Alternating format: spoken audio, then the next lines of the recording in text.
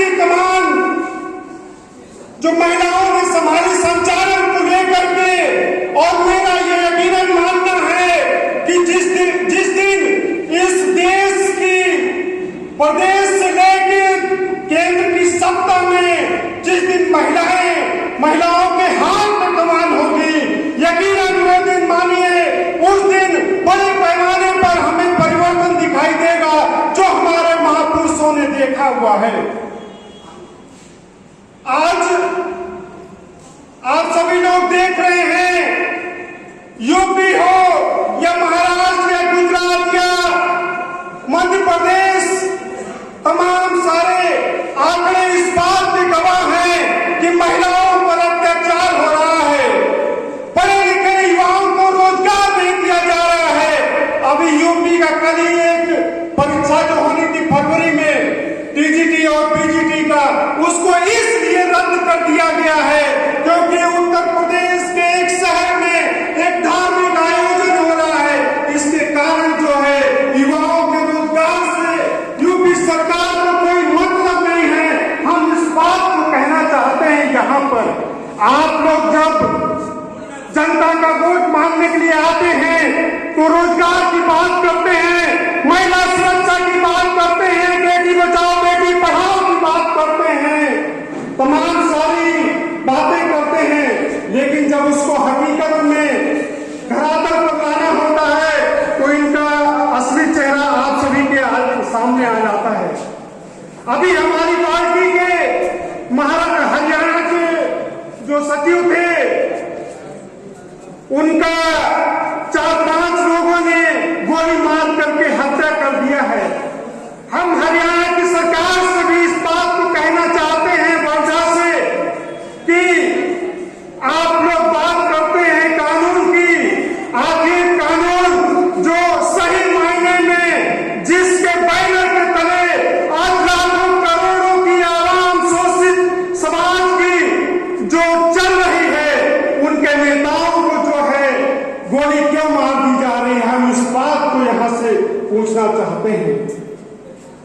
हम इस बात को कहना चाहते हैं कि यकीनन हमारे समाज में तमाम सारी राजनीतिक पार्टियां नीले झंडे को लेकर के आती हैं, लेकिन हमारे लोग बहुत ही भोले भाले हैं। जैसा कि मैं कई बार मंच से इस बात को कह चुका हूं, वो बहक जाते हैं, कोई इस बात को बोल देता है कि जय हिंद जय भारत, अगर बाबा साहब का नाम ले लेता है तो वो समझ लेते हैं यही हमारा जो है उद्धारक है।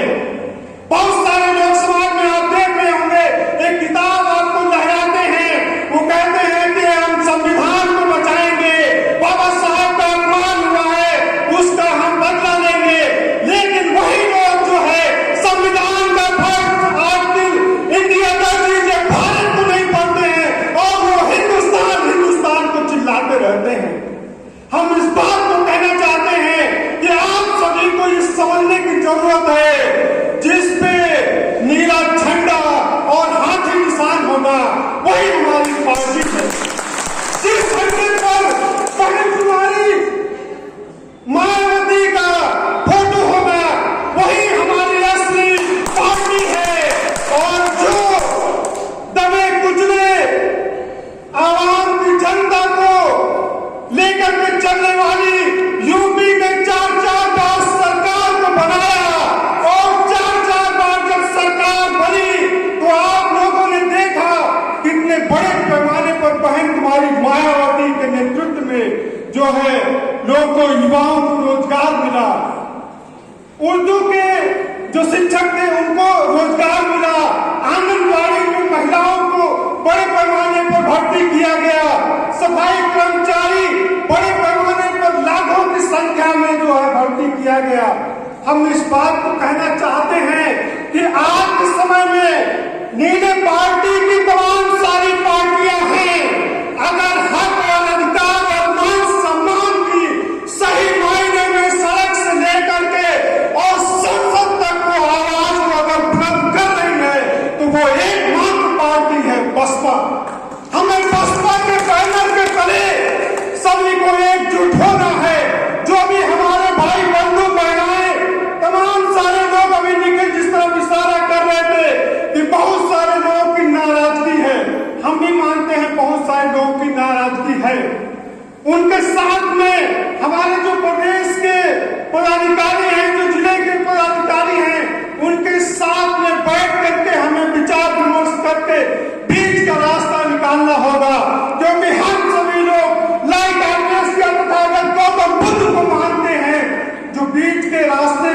हम लोग विश्वास करते हैं। इसके साथ ही अंबेडकर ने जो एक महत्वपूर्ण बात कही है कि अगर मरने के बाद जीना चाहो तो एक काम जरूर करना, पढ़ने लायक कुछ लिख जाना या लिखने लायक कुछ कर जाना। या दोनों में से एक काम करते हैं तो आप बनेंगे नायक, और दोनों काम साथ साथ करते हैं तो आप बनेंगे महानायक।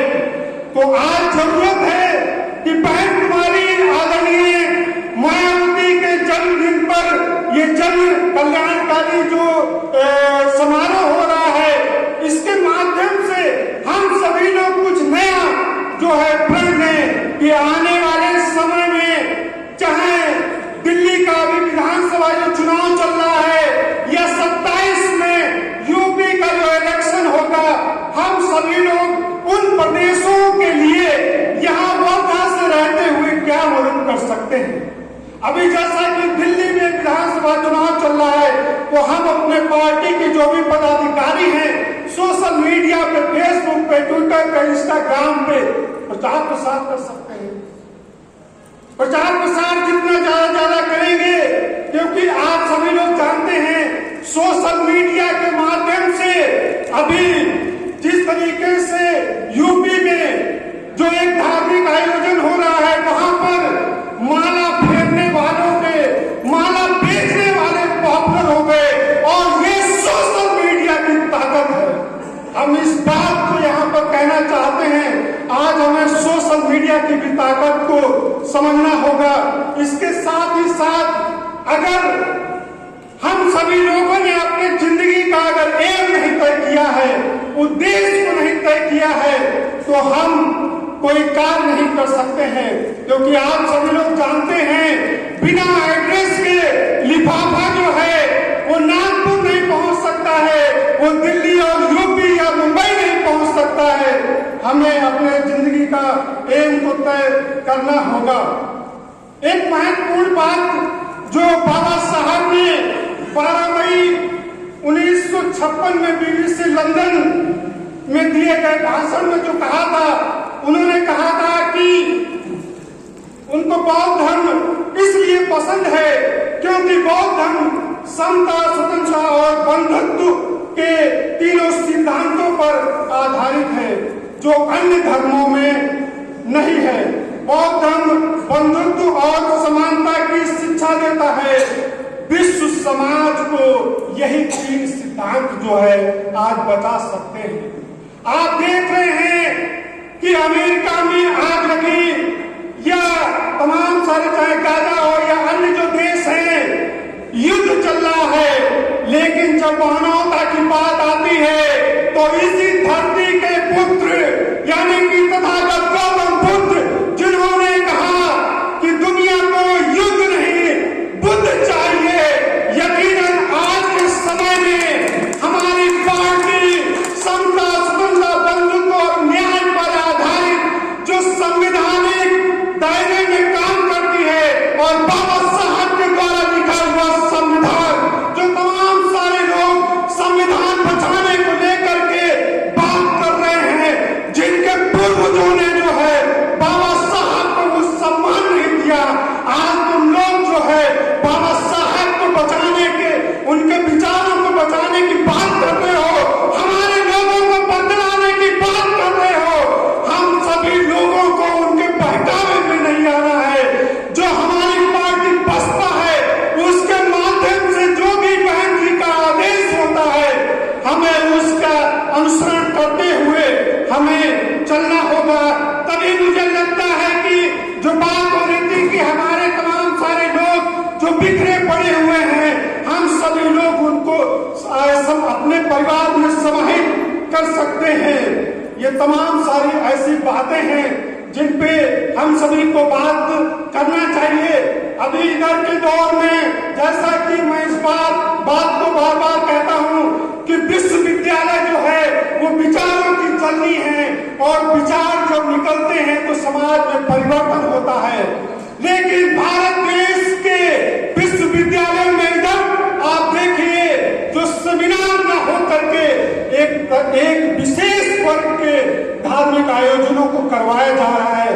यानी कि विश्वविद्यालय में आप ही लोगों को टैक्स से आप ही लोगों के बच्चों का जो पैसा है उसको अनर्गल रूप से खर्च किया जा रहा है। मैं भारत सरकार से भी ये पूछना चाहता हूँ कि आप लोग क्या भारत में सिर्फ एक ही समुदाय के लोग हैं या विश्वविद्यालय जो शैक्षणिक संस्थान है जिसमें पढ़ाई लिखाई का तर्क वितर्क की बात होनी चाहिए, वहां आप इस तरीके से अंडागत को फैला रहे हैं। इसका मैं यहाँ पर वर्धा बसपा पार्टी की तरफ से निषेध करता हूँ।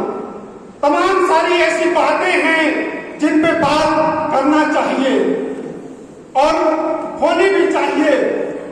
मैं यहाँ पर बहुत सारी बातें कर सकता हूँ, लेकिन एक कार्यक्रम की अपनी समय सीमा होती है। लेकिन यहाँ पर प्रदेश के पदाधिकारी हैं तो मैं ये कहना चाहूंगा आप लोगों के माध्यम से ही कि बहुत सारे विश्वविद्यालय में जो पढ़ने लिखने वाले छात्र नौजवान हैं, रिसर्च स्कॉलर हैं, उनको पता है कि मैं बसपा के कार्यक्रम में जाता रहता हूँ तो सोशल मीडिया से जाते, वो कहते हैं कि भैया पार्टी की सदस्यता जो है वो ऑफलाइन है, उसको ऑनलाइन भी करवा दीजिए। जैसे कि हम लोग नाम और मोबाइल नंबर, ईमेल और फोटो जो भी डालना हो उसको डाल करके हम लोग ऑनलाइन जो सदस्यता ले लें। ये हमें लगता है काम एक होना चाहिए। दूसरा ये है कि हमारी पार्टी का बसपा का एक पत्रिका होनी चाहिए या फिर न्यूज पेपर। अगर प्रिंट में आता है तो बहुत ही अच्छी बात है, और नहीं तो PDF फॉर्म में आए उसको हम लोग व्हाट्सएप के माध्यम से, ईमेल के माध्यम से लाखों करोड़ों लोगों तक पहुंचाने का काम करेंगे। तीसरी बात कि हम सभी को, बहुत सारे लोग कहेंगे कि हम क्या कर सकते हैं। आप सभी लोग और मैं खुद भी 3 तरीके से बसपा पार्टी को सपोर्ट कर सकते हैं। वो कैसे? तन से, यानी कि आप यहाँ पर आए हुए हैं, आपकी मौजूदगी इस बात की गवाह है कि आप बसपा पार्टी को सपोर्ट कर रहे हैं। दूसरी बात धन से, यानी कि आप जॉब में हैं, जैसे निखिल अभी बता रहे थे या जो ताई हमारे बीच में, कोई भी पार्टी के पदाधिकारी जब आपके बीच में आते हैं कि पार्टी का ये कार्यक्रम है या वामसेप का ये कार्यक्रम है, तो आप आर्थिक रूप से सपोर्ट करके पार्टी को सपोर्ट कर सकते हैं। और तीसरी बात है मन, यानी कि अगर आप तन से नहीं आ सकते हैं, धन नहीं दे सकते हैं, तो मोरल रूप से सपोर्ट कीजिए, क्योंकि मोरल सपोर्ट भी बहुत बड़ा मायने रखता है। तो ये 3 बातें हैं, और पेड एक्टिव सोसाइटी के तहत आप सभी लोग को जानते ही हैं, उसके तहत हम सभी को काम करना चाहिए। और अंत में जो 4 सिद्धांत हैं उनको बता करके मैं अपनी बात को समाप्त करूंगा। 4 सिद्धांत मेन क्या है? एक तरफ विषमता है, एक तरफ मान लीजिए विषमता है, दूसरी तरफ समता है। आपको तय करना है कि विषमता में रहना है या समता में रहना है। दूसरी तरफ गुलामी है, तो इस तरफ जो है स्वतंत्रता है। एक तरफ गुलामी है समाज में, तो स्वतंत्रता की जो लोग बात करते हैं, हमारी पार्टी स्वतंत्रता की बात करती है, तो आपको तय करना है कि आपको किसके पक्ष में रहना है। एक तरफ उत्पीड़न है तो दूसरी तरफ बंधुत्व है, एक तरफ अन्याय है तो दूसरी तरफ न्याय है। आपको तय करना है कि किस तरफ रहना है और किस पार्टी को हमें सपोर्ट करना है। मैं ये दावे से कहता हूँ कि बसपा ही सही मायने में हम सभी के हक, अधिकार और मान सम्मान को दिलाएगी, क्योंकि यूपी का जो भी लोग यूपी गए हैं, अगर लखनऊ जाते ही जब स्टेशन से या एयरपोर्ट से कदम रखते हैं लखनऊ की सरजमी पर, तो अपना काम करने के बाद में तुरंत अगर उनको याद आता है तो कहते हैं चलो अम्बेडकर पार्क या मन और काशीराम पार्क को देख करके आए। ये यानी कि हमारी पार्टी में वो ताकत है जिसने गौतम बुद्ध नगर में आती थी इतनी बड़ी यूनिवर्सिटी को बनाया। ऐसे तमाम सारे जो है रातों रात काम हो गए हैं। यानी कि सत्ता जब रहती है और खासकर जो हक अधिकार की जो सभी समता मूलक समाज की बात करती है, जिसमें खासकर महिलाओं को, जिनको हजारों सालों तक हक और अधिकार से वंचित रखा गया, यानी कि जो सरकार जब सत्ता में आती है कितना काम की है, तो आप इसी बात से अंदाजा लगा सकते हैं। तो इन्हीं शब्दों के साथ में और कभी फिर बात होगी। जो पानी से नहाएगा वो निवास बदल सकता है, जो पानी से नहाएगा वो निवास बदल सकता है, जो पसीने से नहाएगा वो इतिहास बदल सकता है। मिट्टी ने एकता की, ये मिट्टी ने एकता की तो ईंटें बनी, और ईंटों ने जब एकता की तो ये दीवार बनी, ये महेश्वरी भवन की दीवार बनी, और दीवारों ने जब एकता की तो ये जो है महेश्वरी भवन बना। जब ये बेजान चीजें जब एक हो सकते हैं तो आप और हम जो जिंदा दिल हैं क्या एक नहीं हो सकते हैं? इन्हीं शब्दों के साथ में आप सभी